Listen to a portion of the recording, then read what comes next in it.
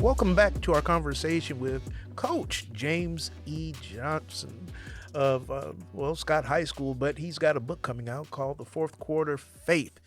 Let's resume the conversation from our previous episode of The Voices of Legacy with yours truly, Pastor Carl.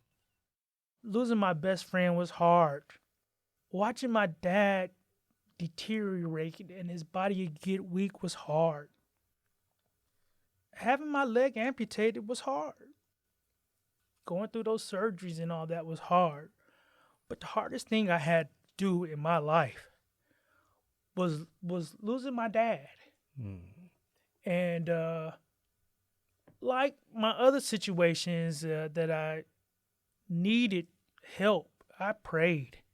I just asked God to help our family get through this. Yeah.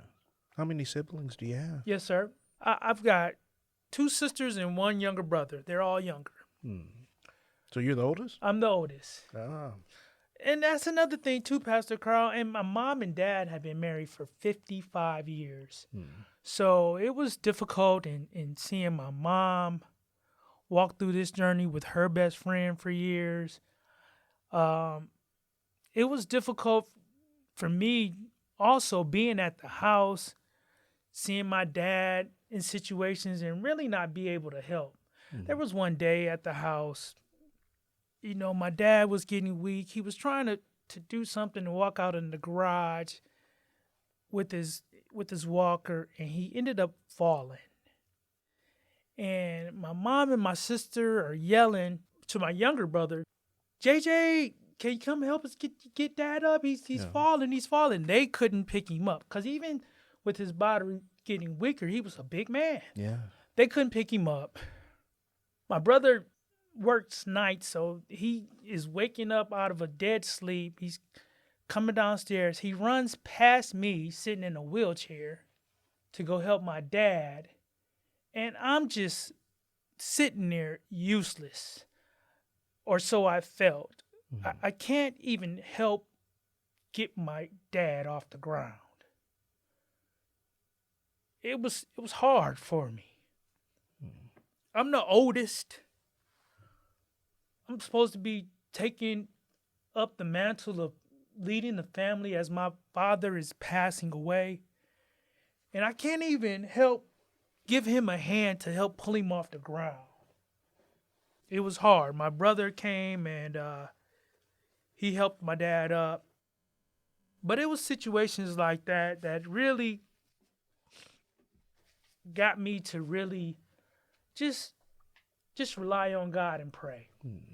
So that happened in the fourth quarter. He passed. So you were really experiencing James 1:3, the testing of your patience. Yes, sir. Yes, sir. And I talk about that in the book. I have a friend that after my dad passed, and my friend had went to bury my best friend in Philadelphia with me. She was with me by my side when my dad started to get ill and his cancer started spreading. She was with me when I started to have my amputations in the hospital, and I kind of was telling her, like, listen, don't come up here. I know I got a lot of amputations. You got a lot of things going on. I'll be all right. I'll call you when I need you. I came back from surgery one day, and she was sitting in my room. And great lady in the community by the name of Christina Rodriguez, but she started to tell me, so, hey, you ought to start documenting some of the stuff you went through. You have gone through some tremendous stuff this year, but the way you keep your faith and the way you just keep believing in God and trusting in God, you could inspire some people. Yes. And I was like, well, I'm not thinking too much about that, but I started just writing down notes and different things about having faith. And as I began to write down my notes, I began to just put together my thoughts about what it is to have faith during trying times. And I also, Pastor Carl, just did a reflection of my own life. What has helped me during this past year increase my faith? And so I start off the book just talking about uh, just what a fourth quarter faith is. And I describe fourth quarter faith is having a faith in God when life gets hard. Mm. And I reference fourth quarter because I'm a sports guy and I played sports, but normally in the fourth quarter is when a game is close, it gets tight, the players are normally tired by Oh, then, yeah. and you need to have a level of discipline and a level of faith to get through times of life when life gets hard. And so I talk about, having a mentality of what it's like to have a fourth quarter faith and what one will need to have a fourth quarter faith. And I go through different chapters of the book that will help someone just increase their faith and work on their faith. In sharing your testimony, what you went through, Absolutely. I believe there is another scripture about being healed by the word of your testimony. Absolutely. Absolutely. And it's just true. If you have no faith in God alone, God help you, God bless you. But the same principles apply whether you believe in not or not in the Bible that we both apparently believe in. Yes, sir. When you go through, you've got to believe that you're going to make it through. Yes, sir. And then to process that, it's good to talk to somebody, mentors, a counselor, somebody of Absolutely. that nature, and share. As soon as you can, share what you've been through. And I'm so glad that our mutual friend encouraged you to do that. Absolutely. Absolutely. And it was a blessing that she did. And what I discovered as I began to share a little bit about my situation, everyone I encountered, I mean, to the person, is going through or has gone through a fourth quarter faith and experience, if you will. And what I mean by that is everyone has challenges in life. Everyone has times in their life when their back is up against the wall, when they are going through. And it's good to have a faith in God to get you through those hard times. And as I began to share my story, I encountered person after person that may have been going through a fourth quarter faith of their own, and they would then encourage me to keep going. Now, you were coaching before all of this, right? Yes, sir. And then you got a new coaching job after all that. Yes, sir. I did. And so when I had my amputation, I was coaching at Central Catholic. And I told my coach, hey, I'm going to need to take this year off, get my health situation together. And he said, hey, coach, you're still part of the team. Continue to follow us, add in whatever you can. And next season, you can come back. And I was like, okay, great. Well, let me just get my health situation together. Yeah. And so that's what took place this past season.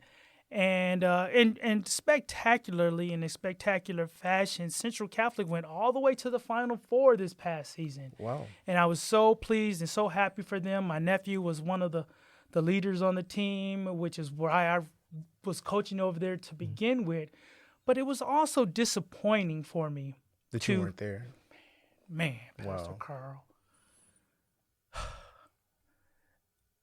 I don't know if you realize it, but the last time a boys basketball team has won the state championship from the city of Toledo was all the way back in 1990. Wow. And I was, and I graduated from high school in 1991, so I played against those guys. I knew those guys.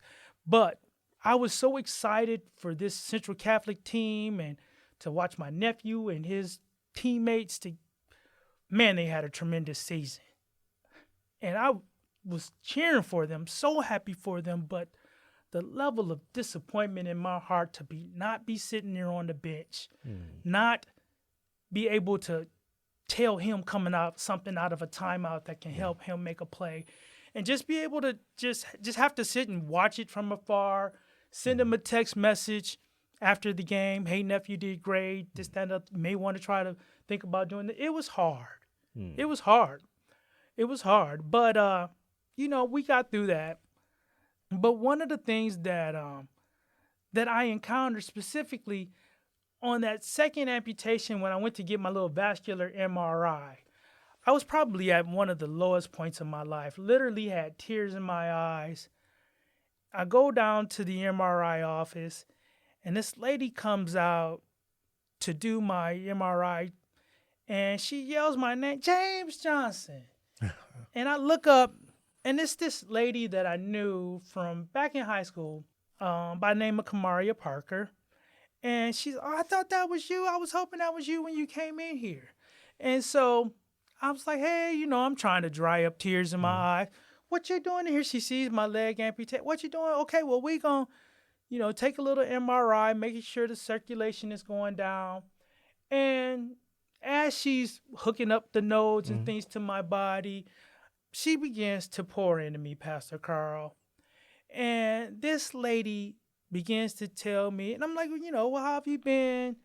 And she tells me, you're going to be all right. I've been seeing you coaching over there at Central. You're going to be back on the coaching floor before you know it. And I've been seeing y'all these last few years and this, that, and that. So this lady's obviously been following, you know, just kind of what I'm doing. I didn't even realize it. So, long story short, she begins to tell me how she's been back at work for 6 months after having been off for almost 8 to 9 months because she had brain surgery had a brain aneurysm, and she had to learn how to do this again and do that again. And she is literally at work doing her job and this, that, and the third. And I'm like, man, this lady just had brain surgery. She had to relearn how to walk and do different things together all over again. And, you know, I got a leg amputated, but I'm fine. I will be all right. God has got me. Yeah. And it probably took you from the misconception that it's all over. This is it. What am I going to do? Yes, sir. You know, what's I going to do? Yes, sir. Man, I thank God for people just like that will step into your life. God sends them there. And Pastor Carl, yeah. You're at a point where you can accept where you are and then look forward to where you're going to be. Yes, sir. If there was ever an angel in my life that was sent to me at a specific moment that I needed, it was at that moment, Pastor Carl. It was what I needed to hear. Yes. It was what I needed to hear. Hallelujah. And to make that situation even more special, I ended up talking to Kamaria after I got my leg and everything. It was months later, and I was like, girl, I was so low when you did that. And she ends up telling me that day she wasn't even at work, really. She came in to pick up something from the office, saw my name on a chart, put on her scrubs and said, hey, let me do this one to the person that was scheduled to do it. And she did my MRI. Wow. And when I talked to her and she told me that, I was just, look at God. Look how God about ready works. To shout on one leg. Yes, sir. Yeah, exactly. Look how God just works. And it was just confirmation that God will put people in your life to help you. All the way around. You said good and bad, and really, some people are assignments, and some people are for blessings. Yes, sir. How we process it, that determines which they are. Yes, sir. And that sounds like a blessing altogether. It was. So transitioning into, you were at Central. Yep. So I'm at Central. Job comes open for the Scott head coach position. But you're still at Central. Yes, sir. I'm still at Central. But I talked to the head coach over there, and I said, hey, there's an opening over here. He said, Coach, I've got your support. I think you should go for it. I think, you know, they'd be more than happy to have you over there. You'd be a tremendous asset to the community as well as to their basketball program. Yeah. That's no small thing because you're going from one Toledo iconic school. Absolutely. to another Toledo iconic school and Absolutely, Pastor Carl. And it wasn't it isn't something that I felt was going to be an easy thing for me to get. program. And, I prayed on that. Mm-hmm. I prayed to whether I was even equipped to be a head coach again, physically. I had just started my rehab. I didn't get my prosthetic limb until January of this year. So you're still getting used to it. As we speak today, I'm still getting used to it. Wow. I still go to physical therapy twice a week. I'm still getting stronger, but Well, that sounds like it would be conducive to coaching. it is. It is, as a matter of fact. And it put me in a position where I'm in the weight room all the time, doing my physical therapy exercises with my team. I'm working out even more than I was previously because I'm right there with all the equipment and doing the things that I need to be doing to get stronger. And then I had different gentlemen in my life pray over me and to let me know. And I really kept repeating to myself, Pastor Carl, Philippians 4:13. I can do all things. I thought Through Christ. it said some. No, not Every now and again, maybe. Yes, sir. All things. All. All All means things. Right. All things. Oh boy. And so I got my confidence up and I applied for that position. And I walked into there and I interviewed and one of the first things I let the interview committee know, I'm not trying to hide anything. I have a disability, if you will. I had my leg amputated last August, but that is not stopping me from moving forward, doing what I need to do, and accomplishing goals. And I interviewed well. I was prepared. I've been preparing all my life for this opportunity.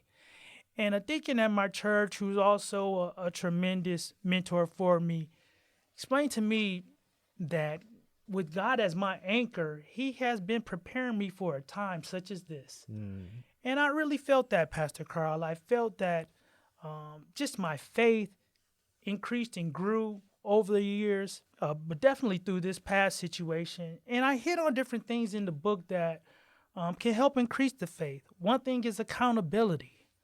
And for growth for an individual, you need to be honest with yourself. Yes. You need First. Because First. you can't be honest with anybody else if you're not honest with you. Absolutely, Pastor Carl. You need to be honest with yourself, honest with your behaviors, honest with what you need to do to grow and improve. Something else I talk about in the book is perseverance. Yes. And perseverance doesn't always look like a tremendous, great feat.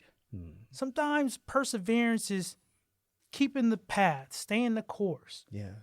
Sometimes perseverance looks like saying that prayer one last time, just to get through. One thing I also touch bases with in the book, I went through some things in my life where I had made some mistakes in my past that I had a shame about, Pastor Carl, and it was drawing me down. And I had to pray on that, but I realized that when you turn sincerely to God, his grace and mercy is just so wonderful and spectacular. And if you diligently seek him, there's literally nothing you can do that can separate you from the love of God and his mercy. So it freed you up. It freed me up. It freed me up.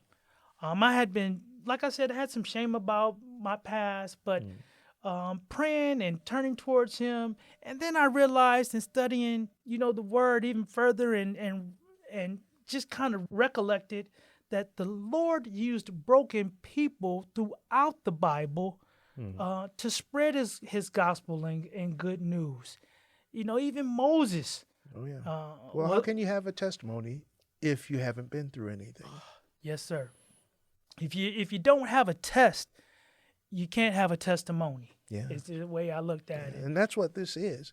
When is this book going to be released? It's coming out this summer, August, is the release date. Gotcha. So you'll be able to Google. Yes, What's sir. the title again? Fourth Quarter Faith. Fourth Quarter. Finishing Strong with God. Awesome. We're looking forward to that. And sounds like we might have to get you back here. Maybe there's another championship Well, I tell you what. waiting in the wings. I tell you what, Pastor Carl. That's a great segue into the title of my second book, and that's Restoring the Tradition. I got a lot of work to do over there at Scott High School, but with the way my faith is set up, it's going to be a positive ending. Yeah. And it's not so much concerning about wins and losses, but pouring into these young men and helping them to be good men of our community and good, but restoring the standard. Scripture teaches, and it sounds like a sermon today more than anything else, that we should share the benefits. We talk about personal responsibility. We talk about masculinity, which there's a misconception, in my opinion, about masculinity being toxic. No, anything that's used in a way that's negative is just being misused. Yes, sir. But we need more masculine men to take charge of the household. We've lost that in the culture in general. Absolutely. And thus we experience most of the negativity that we see in the news, and it's proliferated. It repeats itself. We have to take back our families. We have to take back the responsibility for our children and teach them what you're saying. Absolutely share that we're not perfect. I mean, for all intents and purposes, this interview is not about me. It's about you. But I'm not qualified to be a minister, chaplain, and many of the things that I'm doing. And based on your past mistakes, more than likely. Right. But those mistakes are really the lessons that we can share to help these young people see that, you ain't got to be perfect, but you do need to get right. Absolutely. And that, what you said, getting back to being personally responsible and honest with you. Absolutely. Yeah. Absolutely. I'm looking forward to this book. Thank you so kindly. Hopefully I can get a signed copy. Oh, I was just going to say, I'm going to make sure you get a copy, Pastor Carl, for sure. Oh, my goodness. Thank you so much for having me. It's just been a tremendous time here today. Therapeutic for me as well. And I just thank you for the opportunity. I hope I was able to encourage, inspire, and bless some of your viewers and listeners today. Yes. Thank you so much for coming. Now, one last question, Sure. and we have to go. What do you think your legacy is now, and what would you like for it to be? I would like for my legacy to be a gentleman that was able to inspire others to be their best self, but to also seek God while they're doing that. And so if I can inspire someone to turn towards Christ, then I feel like I've done my job. And that's what I want my legacy to be, to just try to win more souls to Christ. Well done. Thank you, sir. Hopefully that's what we hear. Thank you so much for listening to the Voices of Legacy, where you're writing your legacy every day that you live. Be kind to someone.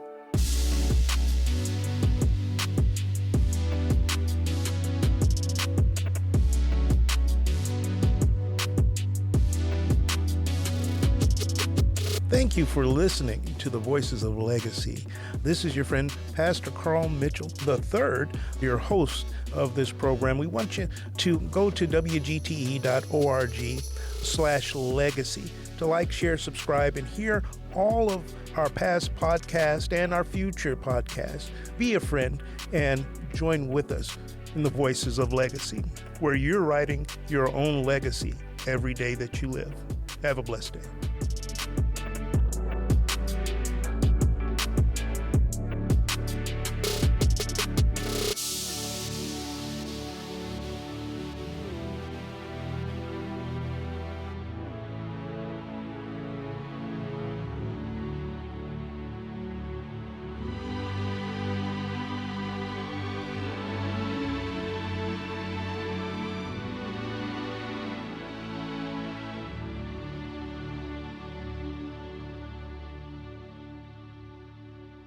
WGTE.